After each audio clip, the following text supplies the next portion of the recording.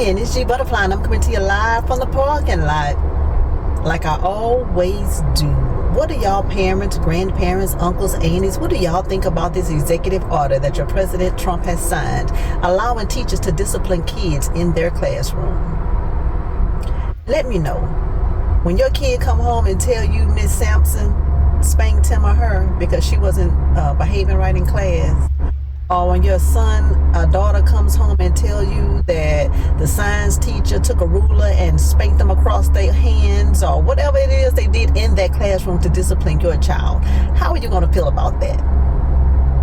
Y'all get in the comments and let me know. I'm curious to know what you're thinking with this new signed executive order. Now, is it going to take place in every state? We don't know, because an executive order is not a law. So let me know.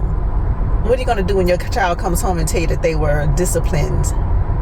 You know, back in the day when my kids were young, they used to get this letter. You know, at the beginning of the year, they came home with a whole little packet with all of the paperwork for the school, just different things. It's almost like the policy, I guess, for the school. I don't know. But there used to always be a document in there about corporal punishment. Mind you, my children are in their mid-30s, early to mid-30s.